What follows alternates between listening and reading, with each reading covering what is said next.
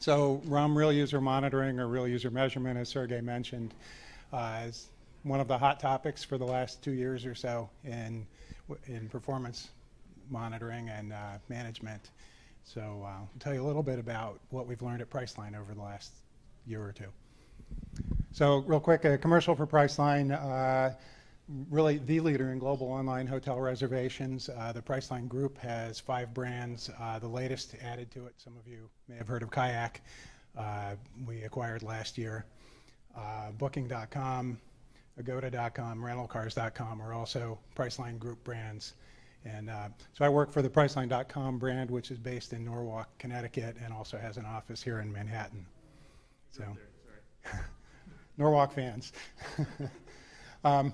So my title is VP of Applications. I usually tell people my role is VP of Miscellaneous or VP of Other, because I kind of sometimes end up as a catch-all in our organization. And about 2 years ago, we were talking about what we should be doing around performance, and my boss, who's the CIO, said, we really should figure a way to organize around this. And I said, well, maybe I could do that. And he said, sure. So here I am. We've always pretty much always been a synthetic monitoring shop. Many sites are doing what we were doing for many years, which was using synthetic tools. We've used Gomez, we've used Keynote, we've been using Catchpoint the last couple of years. And basically setting off alarms if our homepage loads too slowly or if there are 500 errors or 400 errors coming back from the servers. And I think that's a pretty typical starting point for synthetic monitoring tools. What we found over the years was most of the times those alerts were caused by third-party objects, that the third parties, whether they're analytics tools, marketing pixels, ads, whatever, typically were less reliable than our site. We pride ourselves on being pretty good engineers at Priceline, and the monitoring results were showing that. One of the problems was we spent a lot of time responding to alerts for stuff that wasn't ours. One of the results of that is everything on our site that is a third party can be switched off by our NOC. And so if something blows up, we turn it off. Deal with the vendor and then turn it back on afterward. Occasionally we were using our synthetic monitoring tools to actually look into why something takes X amount of time and look at waterfalls and look for optimization opportunities. A lot of times it was a before and after kind of a thing. We're just about to do this. Let's see what it does to the numbers coming back from the monitoring. So I mentioned a couple years ago when my boss brought up this discussion, like we do with a lot of things, we come up with a good acronym first and then figure out what it should mean. And so WARP is our acronym for Performance Project. So the Website Accelerated Response Project, you're probably the only ones in the universe that actually remember that besides me at this point. We talk about WARP at the office, and most people don't remember the 4 words. But so we started, we've always focused on back-end performance and generally good engineering, but we hadn't really focused on what can happen at the front end, what's going on in the browser, what can we do about it, and how can we make that experience better. So when we started the WARP project, the first thing we did was set up Catchpoint tests on a couple of dozen key pages and transactions. We're an online travel site. We book hotel rooms, airline tickets, rental cars, and so we set up a test for each of those type of paths. We also did some testing against competitors and home pages, various landing pages, and so forth, so that we knew where we were starting. A couple of the things we discovered pretty quickly was that we had some sort of easy win things, and 2 of them that were pretty helpful were domain sharding and what was it? Spriting, right, thank you. And they were brought some pretty big wins on the pages where we implemented them.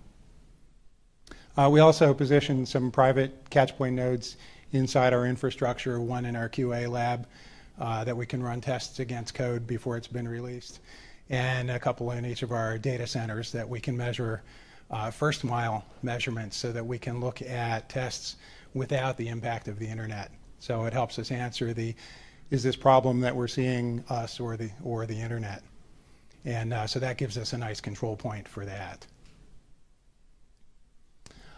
So one of the challenges when you do monitoring is you have a number, and this page reached this metric in this many milliseconds, but there's all kinds of plumbing between that number and the source of the page. You've got network, you've got load balancers, back-end servers, database servers, web servers, blah, blah, blah, blah, blah, and what contributes to that number. You can see from your synthetic testing, by looking at a waterfall, you can see the breakdown of the what's going on that side, but you can't see beyond that. So we wanted to kind of see into the schematic a little bit. And yes, this is actually the schematic for that steam locomotive cab picture that was just ahead of it. But one of the things we did, and one of our favorite tools in our synthetic toolkit, is we create a header in our web server that exposes an ID for the web server and the time it took to build that page. And we then capture that through Catchpoint, and we can see it on an object-by-object level in our waterfalls. And one of the things we often do is we'll do a scatter plot with each server in a different color or each data center in a different color to see if a problem is originating at some individual point rather than being a broader problem. And you could do this with any metric your system has available. We could have database query times or anything else. And this technique of tying what's going on in the data center to what you see in the browser has been very helpful. So right after we commissioned the Warp project, I went to Velocity in Santa Clara, and RUM was a really big topic in 2012, and it's still a big topic. And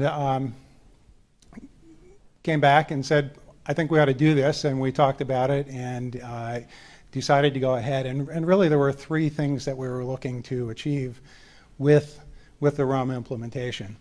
The first was to see if we could document a link between performance and user purchasing behavior. Are people more likely to book if the page loads faster? Everyone in this room, I'm sure, would say yes. But when you're looking at a long list of potential features that are being conceived to theoretically improve the website and improve conversion, and then you talk about a performance enhancement that has no visible impact, how do you prioritize that? And that's a challenge we have, and I think it's a challenge that a lot of businesses have.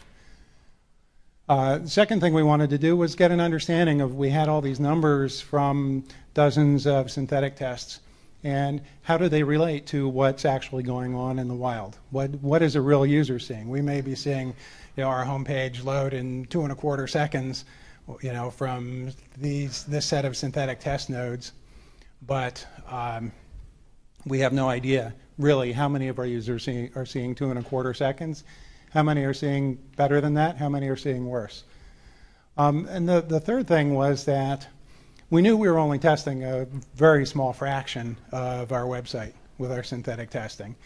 And one of the things we knew we could do very quickly with real user measurement is implement it in a template on our website where it would appear on almost every page on the website, more or less in one fell swoop. And we could get data from the entire site that way. And we assumed we'd spend some time exploring that data to see what we could learn. So we started out, how many people here have any idea what Boomerang is? So Boomerang is JavaScript that was created, I believe, when he was still at Yahoo by Philip Tellis, who is now at Sosta. And Boomerang is a part of their Impulse product. Boomerang loads on your page and collects data, measures the performance experience that the user experiences, and posts it back to your server with a beacon, or to somebody's server with a beacon. And so we wired up Boomerang with a small plugin to collect some data specific to our website, and built a servlet to capture that beacon data, and some graphite charts to give us some visualizations, a little tool to explore the data, and a bunch of handcrafted SQL queries followed pretty quickly. So we launched this with a 5% A/B test. So we exposed Boomerang to 5% of our traffic and measured that against a 5% control population, just to make sure we weren't creating a conversion issue by measuring page load speed. And it turned out to be not a problem, so we raised it to a 10% sample, and that's actually where we still stand today. 10% we feel gives us a pretty good view of what's going on and doesn't give us a data set that's too hard to work with. So,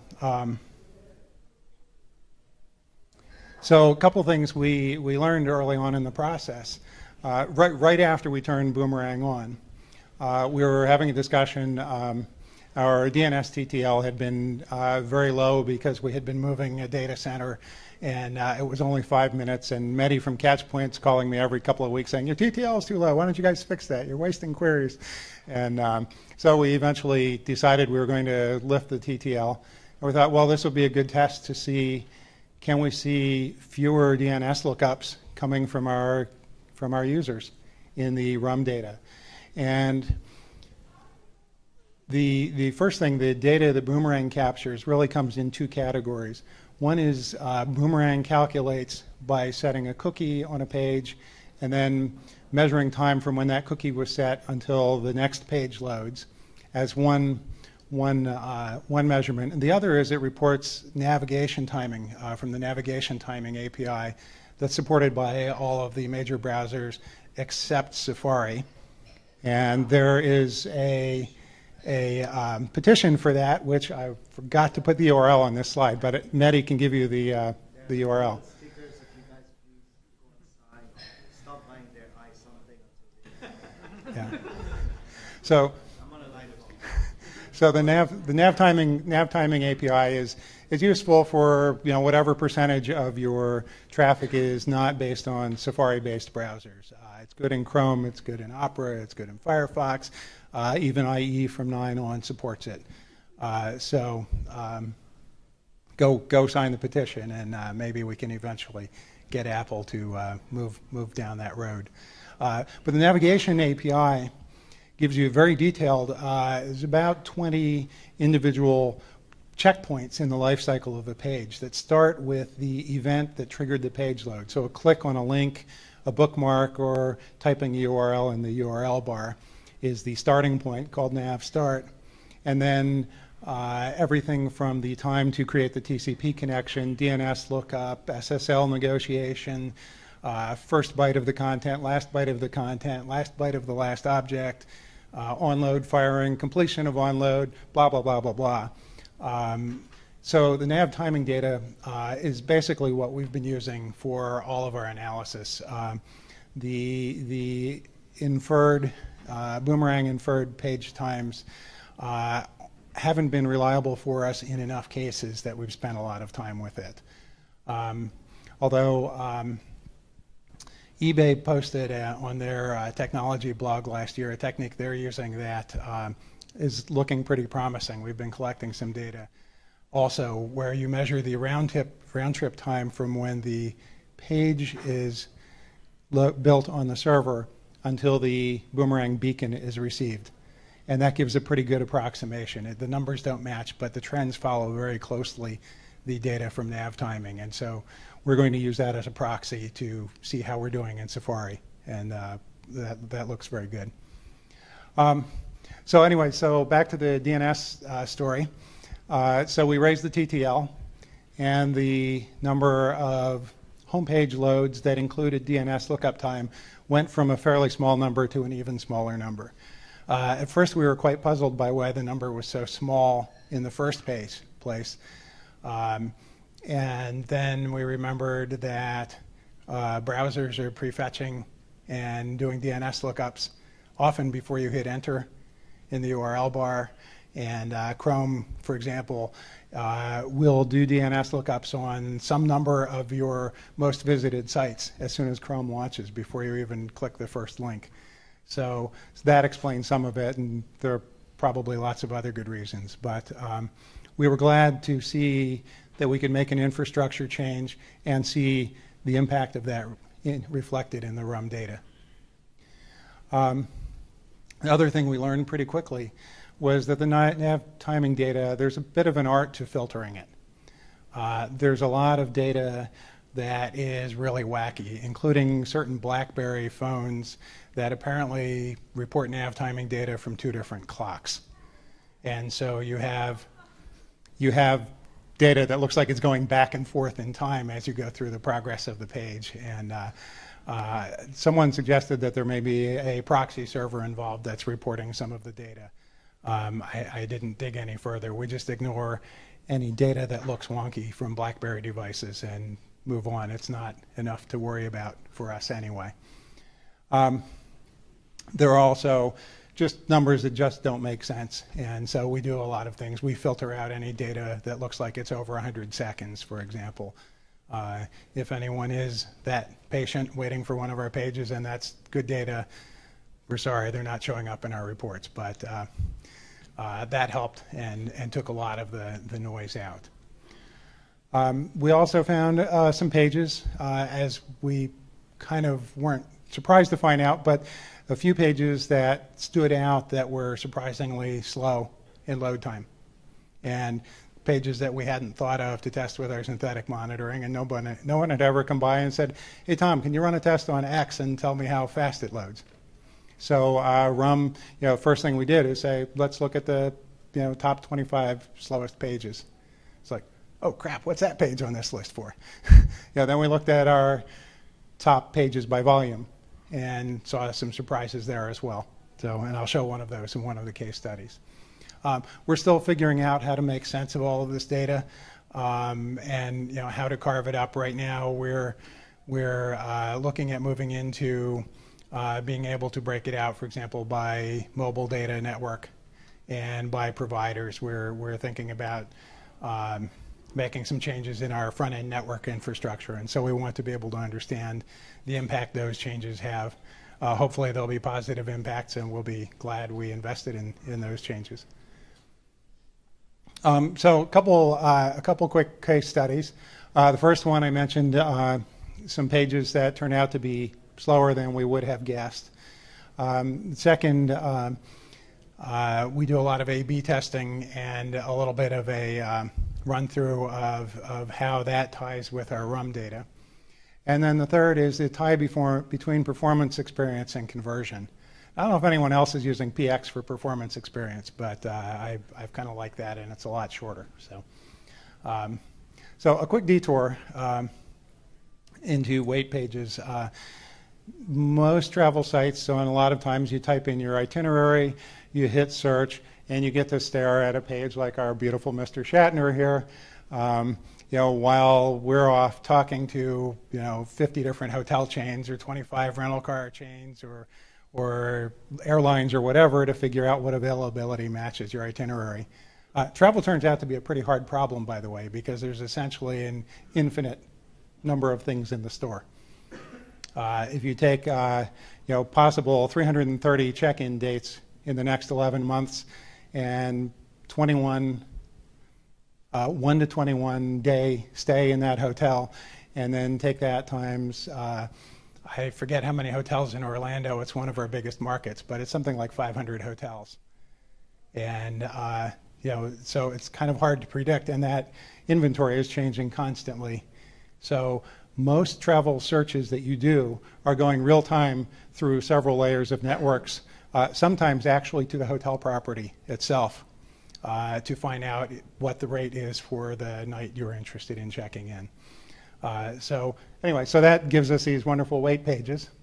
And they provide some interesting challenges on monitoring. First, every synthetic tool understands them a little bit differently. So every tool we've used, we've had to sort of understand how to measure them and understand them. And then also RUM is yet another variation on that.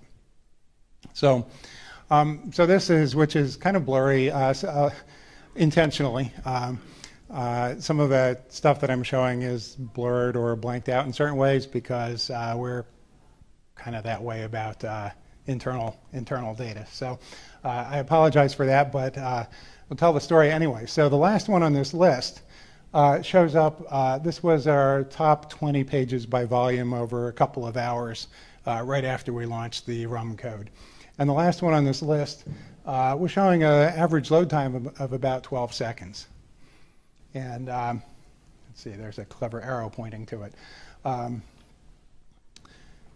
12 seconds is a lot, even though there is a weight page involved in this particular one. But the surprise was when I started asking, hey, what about this page, was this was a page we were buying traffic to land on this page. And, you know, I'm not sure any of the marketing people would have been pleased up front to say, we're paying Google and other sources money to send traffic to a page that is averaging 12 seconds to load. So this was an interesting find. And what we wanted to do was figure out, okay, so this is what RUM is telling us. Now what do we do? Well, first thing, looked a little further. This was that same data just broken out into buckets, where every vertical bar is how many people fit into that second of load time. And you can see that it kind of peaks around 6 seconds, 6,000 milliseconds. And it turns out the median was actually about 6 seconds. 90th percentile was out at 17 seconds. So 10% of our visitors to that page were waiting more than 17 seconds for it to load.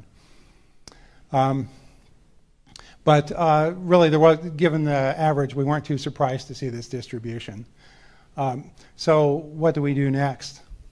Well, we went back to synthetic and said, let's set up a test. By the way, we now have a synthetic test on that page and some alerts. So we ran a test back then on IE8 from 6 synthetic nodes scattered around the country. And this is what it looked like. And the median on the synthetic test was about 10 seconds. So pretty well lined up with the 12 seconds we were seeing from the RUM data, which was comforting. This was the first time we really put the two side by side and said, okay, two completely different measurement techniques. You know, are they telling the same story? So this kind of went to our second point of helping us understand how our synthetic results would map to the real world. Yeah. So the comment was that a lot of synthetic measurement nodes are data center, housed in data centers and have data center type network connections, and most users do not. So that may be part of that difference. I'm comfortable even just saying it's just a controlled environment, and you know, we know how much RAM is on these machines and so forth. You also don't have the effect of people on mobile networks and you know, slow whatevers. But anyway, so we were pretty comfortable that they came out fairly close together. A couple outliers. There's one all the way in the far upper right corner. Not sure what created that one. I think I looked at it back then, but that one's somewhere a little bit north of 35 seconds. No. No, these are Windows 2008 server or something. This is synthetic, this scatter plot. So I mentioned the weight page. So actually what we have in our synthetic data is two result sets. One is for the weight page, and then one for the actual result page that shows what the person was searching for. The weight page number looks pretty low. It looks like it's about 1.5 seconds, and the result about 10 seconds. And that doesn't seem right. You'd think most of the time would be spent waiting on that weight page in this scenario. What actually happens in this particular weight page, the way it's built, is it displays the wait page, which has some animation running locally on the page, and then redirects to the result page, which just sits there, and the browser continues showing the wait page until the first byte of the result page comes. So you're looking at the wait page, but we've already moved on, and we're now waiting for the results page to come. So when that first byte of the results page comes, now the browser clears the screen and starts displaying it. So dug in a little bit more and ran a waterfall, and this is too small to be readable, but kind of the story is told in the circles there. The first thing, the server time, 2.6 seconds out of 10 seconds. So actually comes pretty close to Steve Souter's rule that most performance problems, there are more performance problems on the front end than the back. So here we have 2.6 seconds here. We had a second and a half or so on the wait page. So we're at maybe 4 out of the 10 seconds. Not great, but you know, we did go off and search hotels in real time and you know, all that expensive stuff that we're always doing. So there looks like a lot of opportunity in the front end here when you look at this waterfall. And what happens, it turns out I've added some commentary, and this was actually to show to the team that owned the page. What actually is going on is this page actually is a small single-page app. And it looks like a description of a hotel and click here to book it. But there's a little tab there that if you click that tab, it displays a photo gallery, which is loading somewhere in one of those black circles. There's another tab that displays a Google or a Bing map with about 36 different objects for arrows and corners and all that kind of stuff, which is in one of those black circles. And so what we discovered was this page could be, the next thing we actually did was we put some instrumentation on the page to find out who was using those features. Turned out way fewer of our users were using those features than anyone would have guessed. And so there were some changes made. I don't have a finished product version of this, but we would have never had this discussion had this page not popped up in our RUM data. Sure. Question was, when I said RUM data, was I really referring to the navigation timing data? So yeah, navigation timing collected through Boomerang going into that servlet that I mentioned earlier. Pretty much just that. It's not the additional Boomerang data you were talking about earlier. We use the additional Boomerang data to, actually I'll show some of that in some of the other use cases, but that helps us understand a little more about the context. Some of the additional data we collect is a unique visit ID that lets us tie to other back-end data on the page, some data on what A/B experiments are on the page, and some things like that. So anyway, so we got to this point. We had some discussions, some changes were made. Performance on this page got significantly better. There's still some opportunity on the table, but it turns out for other reasons we're not as interested in this page anymore. So it kind of stopped before it got to totally awesome. But we know how to get there if we want to come back to this page. Here's just another back to the bouncing back and forth between RUM data and synthetic. One of the things you'll never get from RUM data would be visual feedback, what happens on the progress. I took, in this particular case, a page that I knew would load very slowly for various reasons, and then I ran a synthetic test from a 4G network node as far away from our data center as I could get to have as much network latency as possible, just to dramatize what's going on. And you can see a blank screen at 2.8 seconds. It's turned blue in some of our top navigation at 3.2 seconds. And by the time we get to 5.3, it's showing the full content. So this is one of the things. If you want this, you're going to go to a synthetic tool, whether it's a catch point or web page test. There are lots of ways to generate this, but RUM isn't one of them. So I mentioned A/B experiments. This is kind of the second case study. Like most e-commerce sites, we do A/B testing to explore new functions, new features. The concept is that you divide your visitors into multiple populations You expose one population to one version of the content, you expose another population to a different version, and you measure the results, and then whichever one does better is the winner, and you go on and do the next test. We often have, often's not even right, we always have dozens of these tests running. A lot of times there are multiple tests running on the same page, and a lot of back-end processing infrastructure to aggregate all that data and figure out who wins and who loses. I referred to this when we first implemented Boomerang. We used that infrastructure to make sure that Boomerang wasn't causing a negative impact on our conversion. So with our synthetic testing, we generally just go with the dice roll. So we'll do, if we're testing hotel search results, we just let whatever tests happen to be involved in that set of pages happen, and they may cause stratification when you look at a scatter plot. Sometimes you'll see a band with one grouping of data and a band with another, and we'll go back and discover that, oh, this is the group that got variant A and that's the group that got variant B.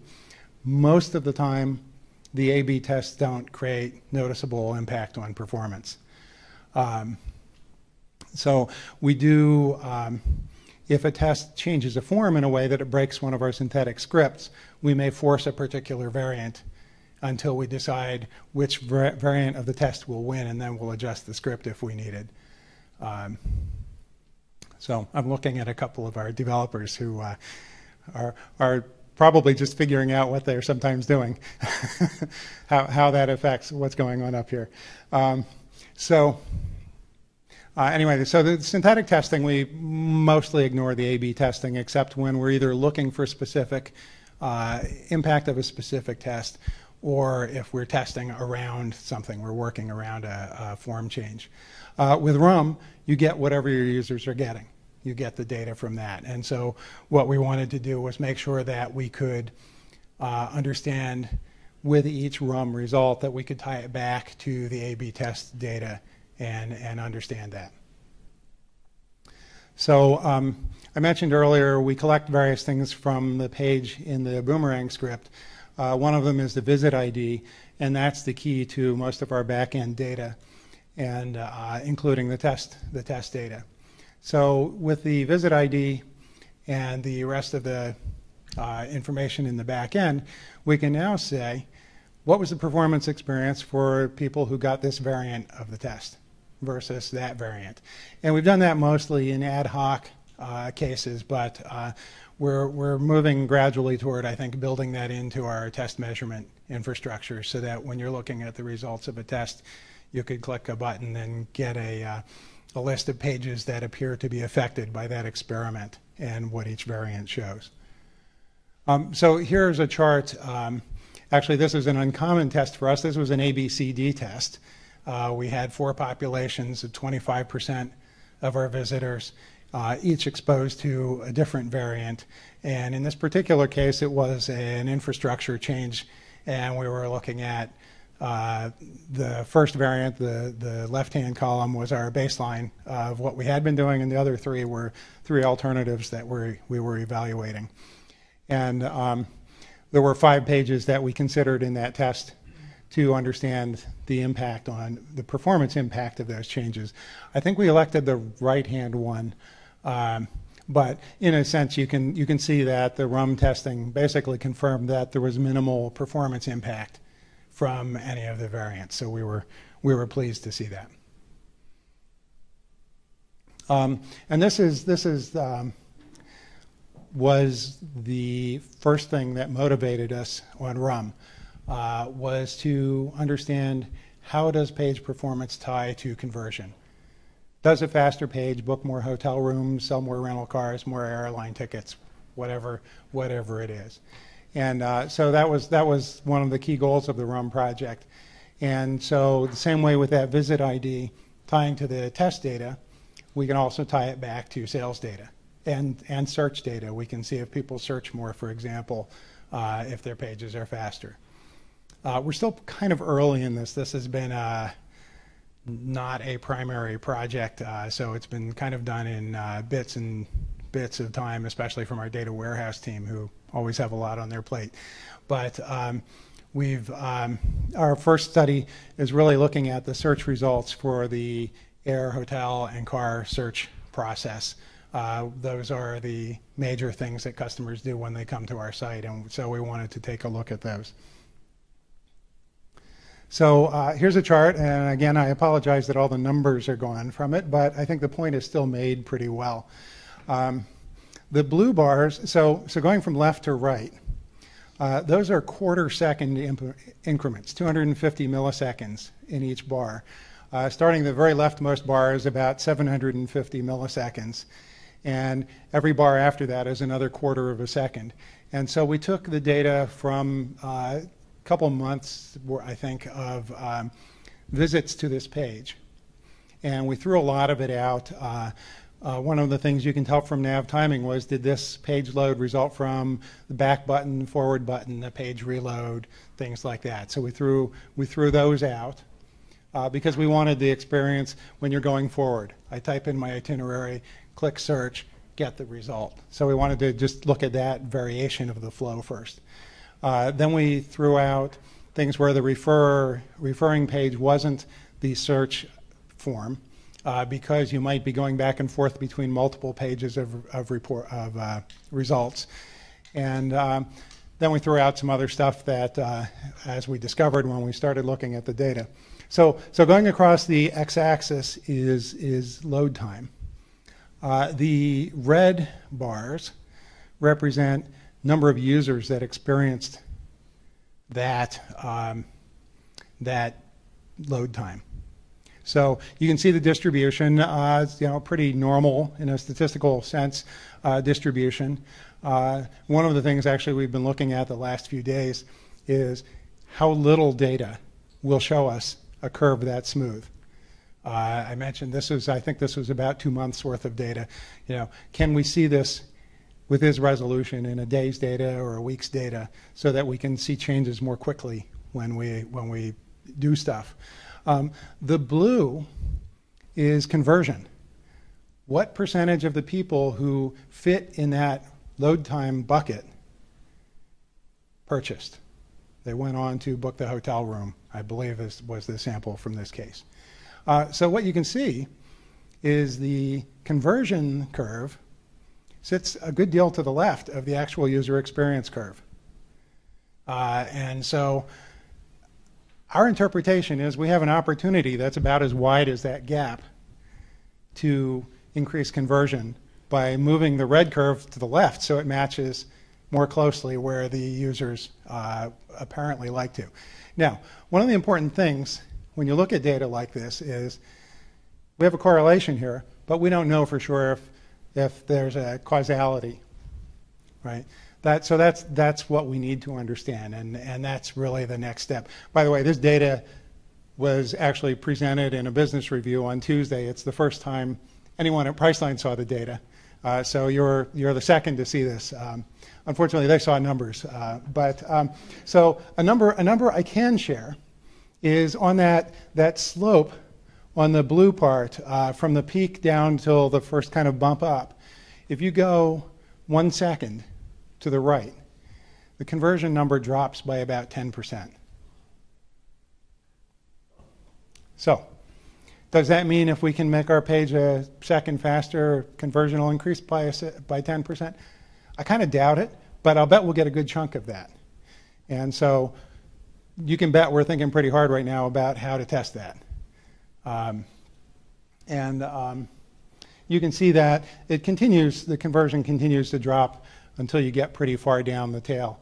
And just for reference, the section that's highlighted or that's not slightly grayed out, that represents about 85% of the visitors. So that sweet spot where we have room to maneuver is really covering a pretty significant portion of our customer visits to this page. And the pages for the other products the numbers are different, the shapes are slightly different, but basically the same idea. And by the way, when I said a 10% drop in conversion, that would be a drop, for example, from 5% to 4.5%, not from 30 to 20. So 10% from wherever you started. But 10% of my salary, yeah, it's one of those kind of conversions. Yeah, but I think the really good news is that we can sit down with our engineers and we don't have to say, you need to make this page 5 seconds faster. We can say, if you can make this page a half a second faster, we should have a measurable impact in conversion. And so maybe a couple cycles from now, I'll be able to come back and report that that's what happened. I hope so.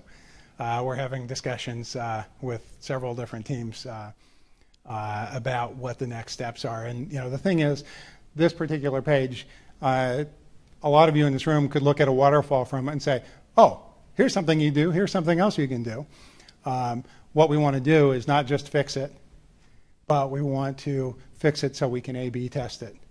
Because conversion also varies based on seasonality, what products are available. If people are searching around spring break, conversion may be higher or lower. If it's snowing, more people are motivated to book hotel rooms in warm places. And so comparing yesterday and today without a control like an A/B test is hard for us. So that's where we want to go. But again, the reminder that the correlation is not necessarily guaranteeing that there's a cause and effect relationship. So conversion by performance experience. So next step, A/B tests. When will we be done? Tim Cadluck actually conveniently a couple days ago made a post entitled Fast Enough. And the question he raised is, what is fast enough for your pages? And he goes on to say, it depends completely on your context. I think for us, it'll be when we're pretty close to that conversion curve. The question is, you have to be comparable or better than your competitors is probably the right answer. But the Tim Cadluck post is, I'd recommend that if you're having that discussion, how fast should we go? So just a couple of random observations before I wind up. So Steve Souders posted last year by the way, I think all of these quotes come from alumni of this meeting. Tim was here about 6 months ago, and Steve a year or so ago. Moving beyond window on load, what metrics should you use? There are a lot of metrics. I rattled off a whole batch that are available in the nav timing data. Your synthetic tools have a whole raft of metrics. I can't tell you what the right metric is for your site. We're still making sure we understand what we think are the best metrics for our site. And synthetic tools give you one set of metrics.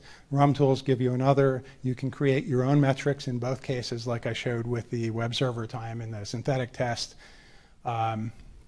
You might need to look at metrics, DNS time, TCP connects, SSL negotiation. And then just the other comment on metrics. If you're brewing your own, take a look at the W3C user timing spec, which is beginning to get adopted by the various browsers. And the second link there is a post that Pat Meenan did a couple months ago, where he wrote a fairly tidy, about one screen of JavaScript to build a shim to basically support the user timing functionality in any browser, even if it's not officially supporting user timing. Chrome 33, by the way. Sorry? Chrome 33, which was released Chrome 33 supports user timing? Good. Good. We're actually going to be launching a version of our Boomerang script with Pat's shim in it, hopefully in the next week or so, and taking advantage of user timing on some of our pages, I hope. Just general observation, when we have operational issues, we often get alerted by our synthetic monitoring, and we all love when we get those emails that say, hey, look here. This was just a case where I pulled up the RUM data for the same time period, and it's a little hard to see on the screen you're looking at, but there's a blue line where the green lines get super spiky. Halfway up there's a blue line which is representing the time to the first byte of our homepage. And due to a bad code deployment, that time went up about 5 seconds. And you can see actually both the RUM data on the left and the synthetic data on the right showed the 5 seconds. What I'm almost as excited by the correlation is the fact that our operations guys saw the problem and corrected it in looks like under 30 minutes or so. So nice to have an example where that space doesn't keep going for a long time. But this was the case. You know, a lot of times we'll have alerts from our internal infrastructure, maybe from synthetic, and we don't really understand what was the real impact on our users. RUM is allowing us to get a better assessment. Of course, the impact that we look at, and the one that shows up in our outage review reports, is how many bookings did we think we lost due to that. And there was probably an outage report that explained how many. This was 8 o'clock in the morning. Yeah, there were a few bookings lost probably during that half hour. Not a huge amount because the page eventually did load, and this one only affected the home page. But anyway, so one other thing just in the RUM versus synthetic. If users can't get to your website, they're never going to send any RUM reports to you. And so you have to think about that if you're looking at RUM as your primary monitoring and measurement tool. So, you know, just some of the things that can go wrong that that would stop you from seeing RUM data or may give you RUM data that's not quite right. DNS failures, ISP problems, firewalls, networks, you know, kind of anything out in front of the user getting to your site. You could also have a failure in your RUM infrastructure. You might have a typo in your Boomerang script and it doesn't work in some browser. You know, there are lots of reasons. So something to be aware of with RUM. The other thing that, before I go to my wrap-up slide, we elected to build our own infrastructure to collect the RUM data. And because we knew from the front that we wanted to tie it back to data in our data warehouse and understand it. Two of the sponsors at least have RUM products. SOSTA, MPulse, Catchpoint's RUM product, and there are lots of others out there that give you analysis tools already cooked, and you don't have to do any work to analyze it. Yeah. The question was, how did we, on one of the earlier slides, distinguish between outages caused by first-party and third-party objects on the page? It's a Catchpoint feature called zones. And what it does is allow you to basically specify a rule to classify an object by a regular expression into a zone, and then you can alert and report based on what zone. So we have a Priceline zone and a third-party zone that basically have regular expressions that mirror each other. You know, the Priceline zone says, you know, host name has Priceline.com in it, or a couple of other domain names that we consider ours. And the non-one that just has a big not sign in front of that. So yes, the question was, is this RUM or synthetic? But which this? The third party, the zones. That's in the synthetic. That's in the zone is specifically Catchpoint's terminology for that functionality.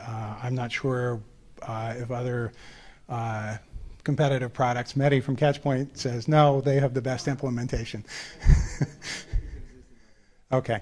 Some of the others have it as well. I haven't used it with others, so I got into really digging into the synthetic monitoring stuff right about when we switched to Catchpoint. So it's the tool that I'm most familiar with, and quite delighted with. So yeah, this was a DNS issue. It never showed up in our RUM tests, but we saw it in the synthetic monitoring where synthetic nodes that were hosted by Global Crossing we're seeing DNS resolution times of multiple seconds when they should have been, you know, tens of milliseconds.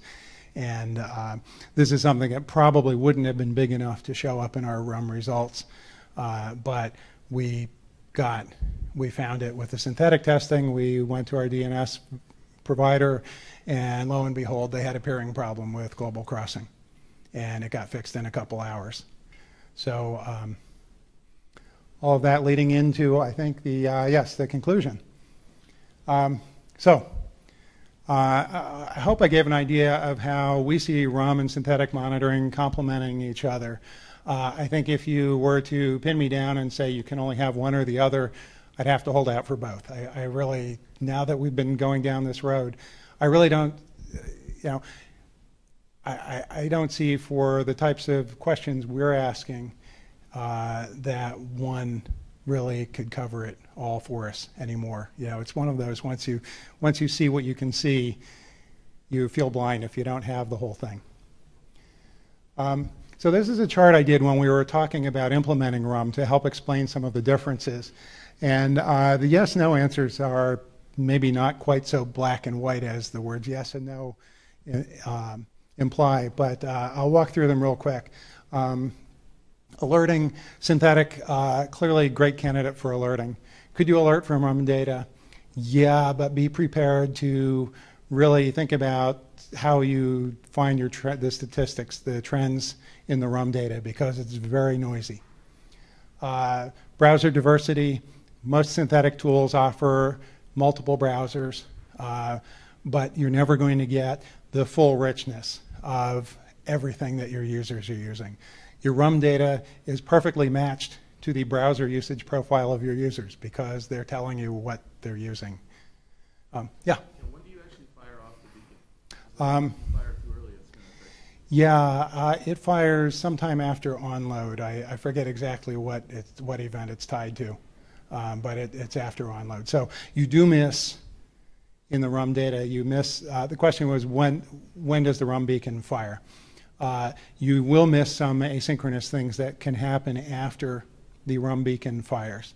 And one of the things we're about to roll out is for the ability to have code on the page fire a second RUM beacon or a third or a fourth, which may be driven by an event where you're doing Ajaxy stuff on the page or whatever, and we want to know more than what's going on at onload. And the way we're doing that will actually be to set a timing mark with the user timing API or the shim, and then reporting those timing marks as part of our beacon. So it'll work hopefully pretty smoothly. Object level data. I showed a waterfall from a synthetic monitoring node. You're not going to see data like that from RUM. You could hypothetically use the resource timing API that browsers are beginning to support to report all of that data back, but are you really going to send a bunch of data for 50 or 100 objects on your page back to your server for any significant portion of your user population? Probably not practical. So I think if you want waterfall type data, synthetic is really the place to look for that. Visibility to all the pages on the website. Anywhere you put your script for your RUM beacon, you're going to get data. Synthetic, you got to sit down and say, I need to test this, and create a test. So I think the win goes to RUM for that one. Integration with the website and infrastructure. I can run a synthetic test on any website. I run them on our competitors. I run them on other miscellaneous sites for control purposes and so forth. You can't do that with RUM. You've got to put code in the page. How hard that is depends on what your infrastructure is. If you have a content management system or a template where you can put a snippet, it's 3 lines of JavaScript to throw Boomerang onto a page, you can probably roll that out across your site pretty quickly. Actually did a prototype using an Apache module to inject the Boomerang code into our pages, and just as a proof of concept of what we'd see with Boomerang, and that way I didn't have to go recruit a developer to change a page and put it in QA and blah, blah, blah, blah, blah. So we collected some Boomerang data that way. So, synthetic, no development. RUM, some development. Not much if you're using a third party for the data collection. More if you're going to collect the data yourself and analyze it yourself. Customized data points. I said no on synthetic. The right answer is really yes on both. There are different kinds of custom data. I talked about the stuff we were doing with the header, with catch point, and I also talked about how we're collecting visit ID and some other things Oh, I forgot. One of the other sort of little surprises, I decided on a whim when we were building our Boomerang plugin to ask the browser for the viewport height. So this is the space in the browser where your page sits. And at some point somebody said, we've got this data, let's look at it. Anyone want to guess what the median viewport height is for a visitor to our website? It was under 700 pixels. And when I showed a picture of one of our key pages to our marketing team with a big black line through it at that median point, they said, oh. So that was an interesting thing. And again, you won't learn that through a synthetic tool, but you can capture that data and anything else you can think of that's available in JavaScript and capture that and collect it and analyze it. Correlation with your infrastructure data. That's a yes on both. I think I answered that and I blurred that and the customized data points one together. So yeah, so that's the deal. The summary line is that the two couple together well. Bada bing. And just because I think the GG one's a really cool looking locomotive, there's a gratuitous train photo. When I first did this presentation, I had just come back from a visit to the Pennsylvania Train Museum. And so that's where some of the pictures came from. So, questions?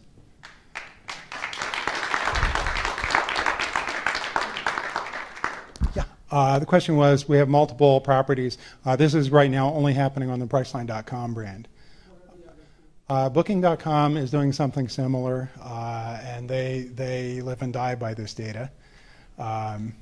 And I'm not sure about the other brands in the group. I haven't talked to them about it. I suspect that there is some movement in the RUM direction in some of our other brands, but I don't know that factually. We're pretty, yeah, we're kind of a federation of related companies, so we don't share development teams and so forth. We talk to each other, but we don't share a lot of working. Anyone else? Other questions? Yes. So the question is, what do you do with the navigation data if you have an AJAX call? You get to invent your own solution. The solution that we'll be using, hopefully this will work out, it's prototyped well, is that the developers are going to have to insert calls and basically say, mark this and give it this name. So it could be, this is the user clicked X mark, and then here's the mark when we got the response and displayed it. So user got response from X mark. And then you'll have to call another call that says, go ahead and post a new beacon. And that beacon will post any of those marks that have been collected as custom timing data that we'll have to understand separately when we analyze it. So the AJAX, the single page application, does put you in a very different space. And by the way, you have equal challenges with synthetic monitoring with that. Yeah, so the metrics, that would be the user timing, W3C user timing API. We're using basically a derivative of Pat Meenan's shim, which makes that available on any competent browser. So the question was, have we evangelized this in the other companies in our group? We'll be getting there. We're starting close to home with our internal development and business teams, and make sure everybody's kind of on the same wavelength. A lot of people in Priceline.com and Norwalk have seen parts of this. No one has seen it packaged quite this way end to end yet, and I would do a slightly different version of it. But a lot of this data has been shared. I mentioned the cool bar chart that shows the hotel search opportunity. That was shared in a business review with all our senior management a couple days ago, and got quite good, created some good discussion. And many of our developers are used to me showing up waving waterfalls at them and showing various things. You know, we've been evangelizing this internally, but it will get broader. What do we do with mobile Safari? Okay, so Safari on any platform does not support the nav timing API. They're it's apparently intentionally not doing it. We don't understand why, but so the technique that eBay first published and that we have implemented but not gone real far yet with is that when the server is creating a page, we store a timestamp, a server-side timestamp in a JavaScript object on the page. So we put a literal for the time, and we call that server build time or something like that. The RUM beacon then sends that data back along with the nav timing data or any other data that it's collected, and the servlet that receives the data, in our case, which is on the same servers that built the page, it's on the same farm that built the page, that server applies its own timestamp. So we know when the page was built, sent out, beacon came back, and that round trip gives us a pretty good approximation for on-load time. The thesis is that the time for the beacon to report is about the same time as the time for the page to reach the browser in the first place. And what we did was we took data from browsers that do support nav timing and plotted the created data, the eBay style data, next to the nav timing for onload. And there was a pretty fixed difference between them. They spiked together, they dropped together. So we felt pretty good that that data gives us a good proxy for the experience. It doesn't have the fine-grained detail. We can't see TCP connect time, DNS time, first byte, and so forth. But it gives us a good approximation for onload. So Sergey's asking if 10% gives us enough data to give us useful information on a lot of variations. The answer is we're still figuring that out. For key pages like the home page and the product search primary pages, 10% is plenty of traffic. You know, that gives us you know, hundreds of thousands of samples in a day. And even if you break that down by browser, or you know, if you start carving down into Comcast subscribers in Bellevue, Washington, it might get a pretty thin sample. But we don't do that a lot, although we've done some of that, interestingly, lately. There are pages on the site that are less heavily trafficked where we probably would need several days worth of data to be sure that we had a comfortable view of what's going on. I've been on a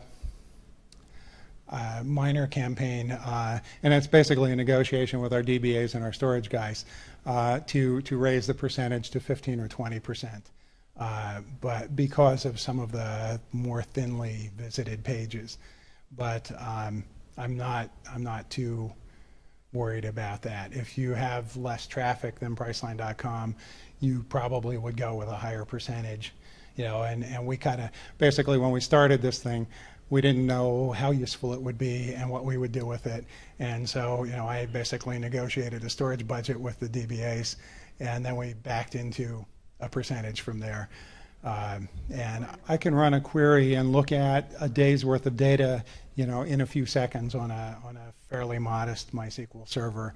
If we were sampling at 50%, that server would need to be a little less modest, aside from the storage time. So I like being able to get responses pretty quickly without spending a lot of time optimizing the database. You had a question, I think. Well, that's why the numbers were all blanked out. Yeah, the question was, does management have a problem with sharing this data so easily?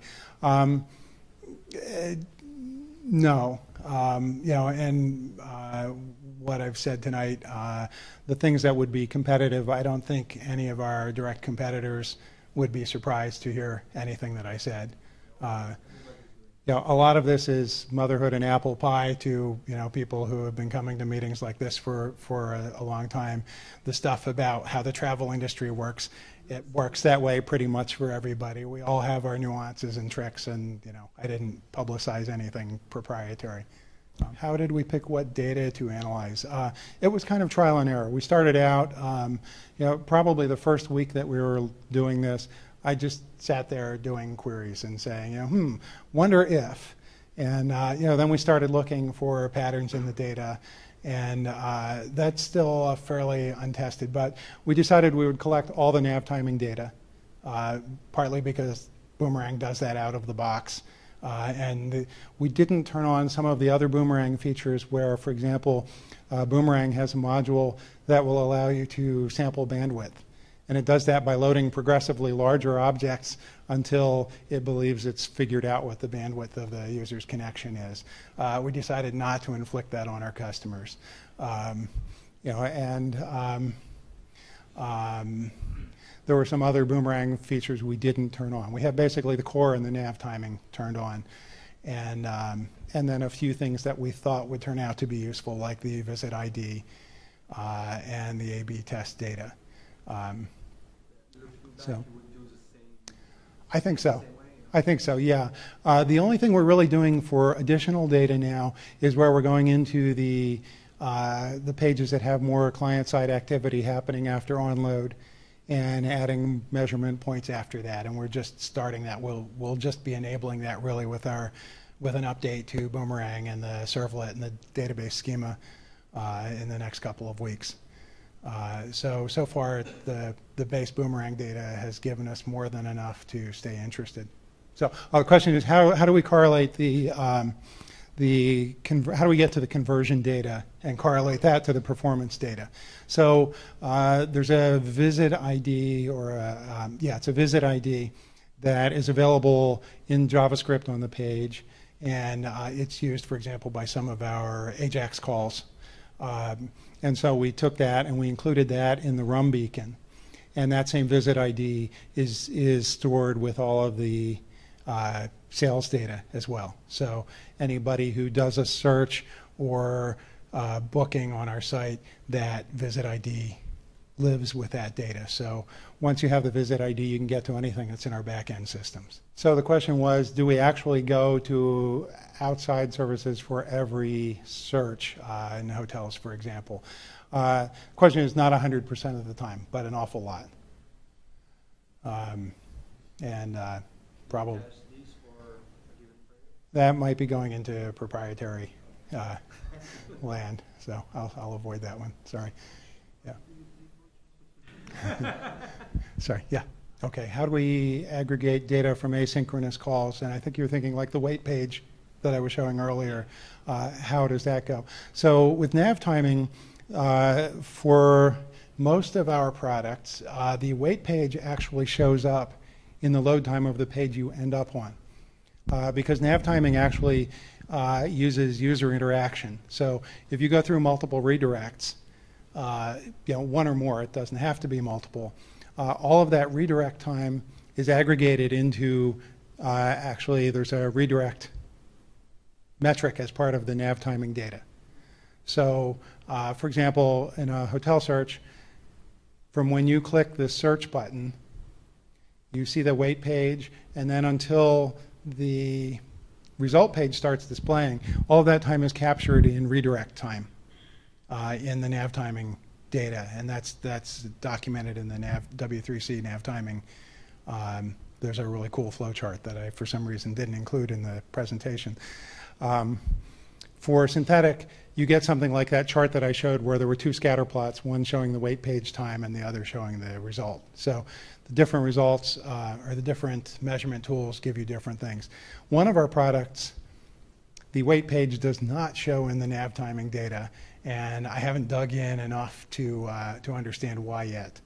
But I believe what that page does is, rather than, I think it actually creates a script on the fly client side or something, and rather than changing window.location.href or whatever it is, it uses some other technique to send you to the result page and for whatever reason, that resets nav timing. But I haven't taken the time to understand that one.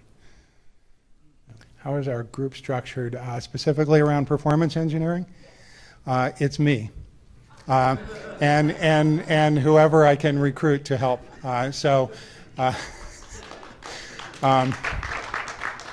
We have a lot of great engineers at Priceline. We have a great data warehouse team.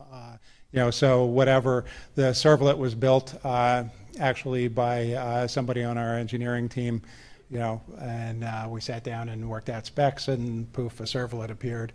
Now it's being maintained by somebody on a different team, the